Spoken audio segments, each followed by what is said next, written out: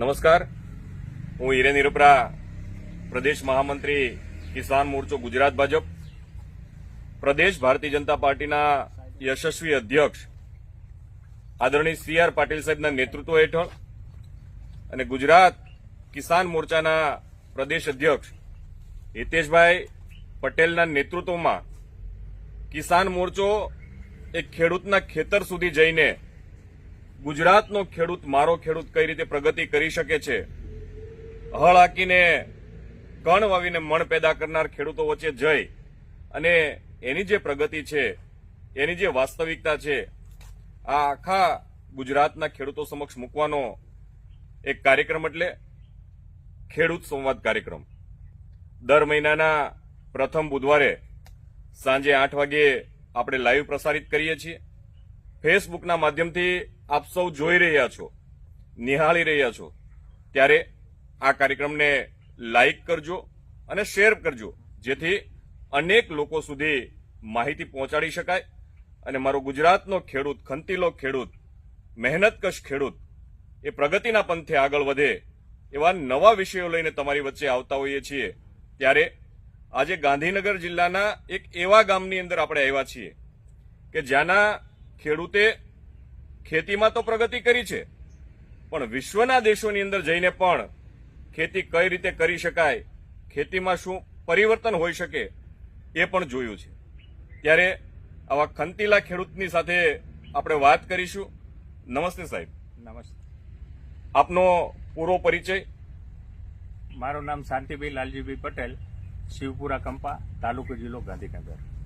જી, આ જે કંપાની વાત છે, આમ ગુજરાતની અંદર આપણે ગામડાઓ જોયા છે, અને આ કંપાની વિશેષતા અને કંપાનું ઉદ્ભવ સ્થાન એ શું હોઈ શકે? કંપો એટલે અમે લોકો પહેલા વર્ષો પહેલા અમારા વડીલો પેઢીઓ દર પેઢીઓ પહેલા અમે કચ્છમાંથી માઇગ્રેટ થયેલા છીએ, અને એ માઇગ્રેટ થયા એટલે અમને રાજાઓએ મહારાજાઓએ ખેતી કરવા માટે અમે બોલાવેલા. અમારા વડીલો ફરતા ફરતા અહીંયા શિવપુરા કંપામાં ગાંધીનગર જિલ્લાની અંદર અમે લગભગ 1956 થી અહીં અમે વસવાટ કરીએ છીએ. જી જી. એટલે અમારો મૂળ હેતુ જે છે એ ખેતીનો જ હોય છે, જી. અને અમે બધા ખેતીના જ જીવડા હોય છે. કંપો એટલે કેમ્પ ઉપરથી અભ્રંશ થયેલો શબ્દ છે, અને કંપો પડ્યો એટલે કંપા હોય એટલે દરેકને અત્યારે તો એવું જ હોય કે કંપા એટલે ખેતી કરતા ખેડૂતોનું જ વસવાટ કરેલું એક યુનિટ છે, ખેડૂતોનો એક સમૂહ એટલે આપણો કંપો. કંપો. હા, ખૂબ સરસ વાત તમે કરી. આ કંપાની અંદર વસ્તી કેટલી છે અને જમીન કેટલી છે? વસ્તી તો અહીંયા 170 ની જ વસ્તી છે, જી, અને 19 ખેડૂતો છીએ, અને 150 હેક્ટર જમીન છે. અને 2004-05 થી અમે લોકોએ ડ્રીપ ઇરિગેશન અપનાવેલું છે. જી. ત્યારે બાગાયત વિભાગ દ્વારા અમને 20% સબસિડી મળી, અને GGRC એના પછી આવ્યું છે. એટલે ગુજરાતમાં મોટામાં મોટું ડ્રીપ ઇરિગેશન એ શિવપુરા કંપા, તાલુકો જિલ્લો ગાંધીનગરની અંદર છે. દોસ્તો, આ શિવપુરા કંપો છે ને, એ એક પરિવાર છે, અને પરિવારની અંદર સાથે બેસીને લોકોને, ખેડૂતને કઈ રીતે ફાયદો થાય, અને ડ્રીપ ઇરિગેશનની અંદર કંપનીઓને, જ્યારે ખેડૂત છે ને વ્યક્તિગત રીતે એકલો ખેડૂત છે ને, એ કંપનીના ડીલર પાસે જતો હોય છે, કંપનીની ઓફિસે જતો હોય છે કે મારે ડ્રીપ ખરીદવી છે, પરંતુ આ કંપનીની આ ગામની અંદર, આ કંપની અંદર ડ્રીપના તમામ મોટા ઉત્પાદકો એ અહીંયા આવ્યા હતા. એ જે ડ્રીપની વાત છે એ ગુજરાતના મારા ખેડૂતોને સમજાવો, કઈ રીતે બધી કંપનીઓને તમે અહીંયા લઈ આવ્યા અને શું કર્યું? અમે વિચાર્યું કે આપણે ડ્રીપ ઇરિગેશન કરવું પડશે. પાણીની શોર્ટેજ હતી, પછી લાઇટની શોર્ટેજ હતી, એટલે કરવું શું? એટલે ડ્રીપ ઇરિગેશનનો ખ્યાલ અમને આવ્યો. એટલે ડ્રીપ ઇરિગેશનમાં અમે જે મોટી 3 કંપનીઓ હતી, નેટાફિન, પ્લાસ્ટોપ્લાસન એટલે ફિનોલેક્સ, અને જૈન ડ્રીપ ઇરિગેશન, અમે એ 3 કંપનીઓના અહીં બોલાવ્યા માણસોને. એમની જોડે અમે ટેન્ડરિંગ કર્યું, ટેન્ડર લીધું એમની જોડે. એમાં અમે પ્લાસ્ટોપ્લાસન એટલે પછી તે અમે પેરેગોનમાં કન્વર્ટ થયા, અને પેરેગોન કંપનીમાં અમે લોકોએ ડ્રીપ ઇરિગેશન અપનાવ્યું. એટલે પેરેગોનનું ડ્રીપ ઇરિગેશન એટલા માટે લીધું કે એની પાઇપ 16 mm ની રાઉન્ડ આવે છે, એટલે ખિસકોલી અને બિલાડા એને ખિસકોલી અને ઉંદરો કાપી શકતા નથી, એટલે અમે એ અપનાવ્યું, અને અમને આજે એનાથી સંતોષ છે. અને હું તો ખેડૂતોને આગ્રહ કરું, અને પછી અમે શું કર્યું કે એ કંપનીને અમે ઓર્ડર આપ્યો, પ્લેસ કર્યો. પછી 3 બેંકોને અમે બોલાવી, 3 બેંકોને બોલાવ્યા પછી અમે એમને કીધું કે ભાઈ તમે રેટ ઓફ ઇન્ટરેસ્ટ કેટલો ઓછો કરશો.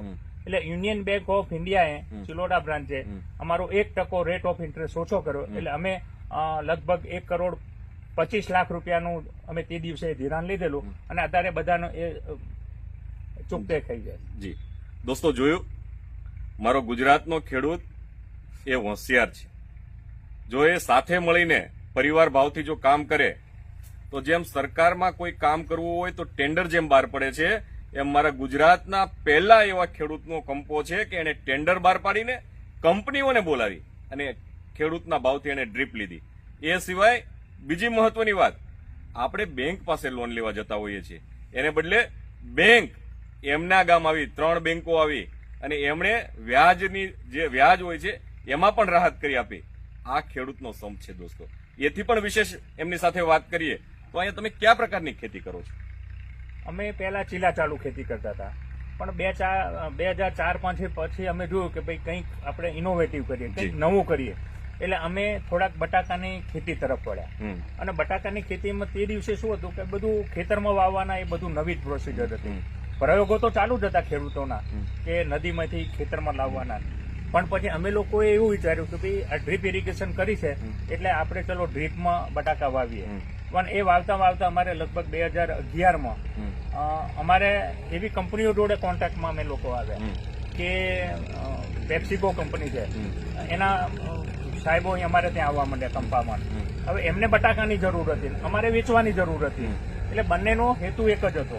એટલે અમે એમની જોડે કોન્ટ્રાક્ટ ફાર્મિંગ ચાલુ કર્યું કે બટાકાનું બિયારણ એ લોકો આપે આપણને અને આપણું જે બટાકું તૈયાર થયું એ આપણે એમને આપીએ.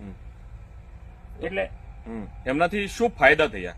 એનાથી ફાયદો એ થયો કે આપણો જે ખેતરની અંદર બટાકું જે તૈયાર થાય એને વાવવાનું એ આપણને બિયારણ મળી ગયું. પછી વેચવા માટેની કોઈ મુશ્કેલી ના રહી અને ભાવ ફિક્સ થઈ ગયો કે ભાઈ આ ભાવે તમારે કંપનીમાં આપવાનો.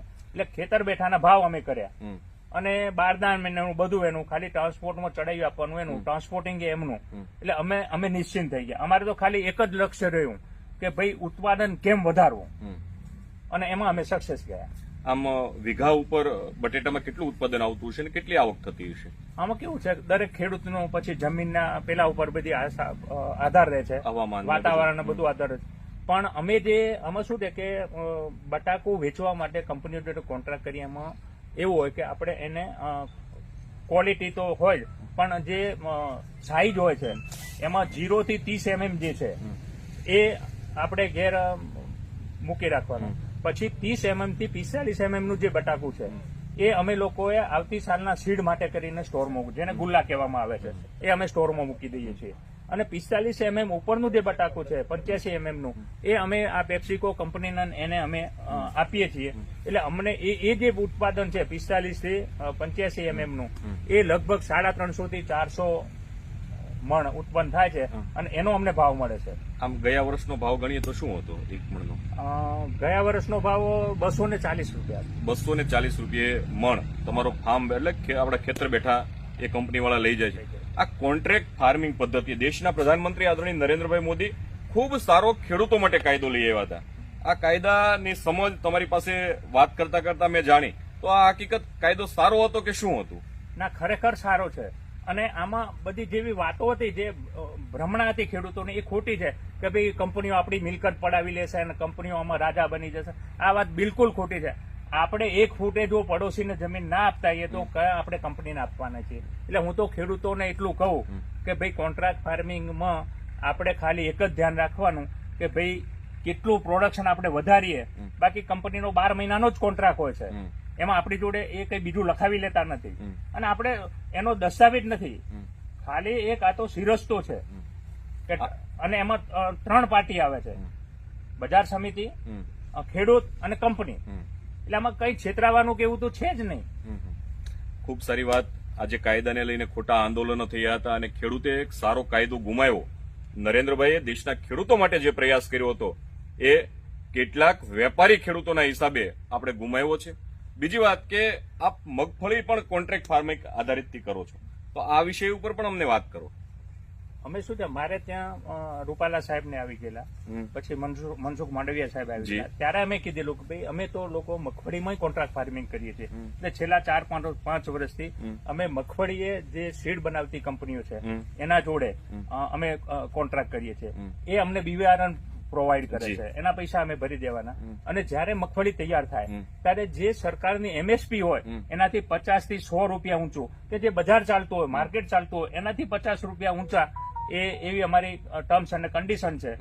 કે માન લો કે આજે APMC ની અંદર 1550 રૂપિયા ભાવ પડ્યો તો અમને 1600 રૂપિયા એ લોકો પ્રોવાઈડ કરે છે, અને એમાં આ મગફળીમાં ટાઈમલી છે કે એમાં દરરોજના ભાવ જુદા જુદા થતા હોય છે, તો અમને અઠવાડિયા કે 10 દિવસ માટે આ ભાવ, પછીના 10 દિવસ પછી જે ભાવ પડ્યો એના 50 રૂપિયા વધારે, એ રીતે અમારી ટર્મ્સ અને કન્ડિશન મગફળીમાં હોય છે. મગફળીમાં તમારા વિસ્તારમાં કેટલું ઉત્પાદન આવતું હોય છે વીઘે? મગફળીમાં તો શું છે, હું તમને કહું, રેકર્ડ કહું કે અમારે એક પ્રોગ્રામ હતો રાંધેજા KVK ની અંદર, ત્યાં આગળ રૂપાલા સાહેબ ને બધા હતા, ત્યારે અમારા ધારાસભ્ય શંભુજી ઠાકોરે એવું કીધેલું કે અમારા ગાંધીનગર જિલ્લાનું ગુજરાતમાં હાઈએસ્ટ પ્રોડક્શન છે. એટલે રૂપાલા સાહેબ ખાલી મગફળી અમે પકવીએ છીએ અમરેલી જિલ્લામાં, અને હાઈએસ્ટ તમારું કેમ? તો અમારું જે હેક્ટર વાઇઝ પ્રોડક્શન છે એ 47 મણનું આવેલું, અને આ સરકારી દફતરે નોંધાયેલું છે. એટલે એકર હેક્ટર વાઇઝ અમારું જે પ્રોડક્શન છે એ ગાંધીનગર જિલ્લાનું ઊંચું છે. વાહ, ખૂબ સરસ. તમે આત્મા ના બેસ્ટ ફાર્મર, બેસ્ટ ખેડૂત રહ્યા છો, તો આત્મા વિશે પણ થોડીક વાત કરો અમને. હવે આત્મા એ ખરેખર બહુ સરસ અને ખેડૂતો માટેની એક સંસ્થા છે, અને હું તો એવું માનું છું કે એ ગ્રાઉન્ડ લેવલથી ચાલુ થતા જે ખેડૂતો છે એના માટે લાભકારક.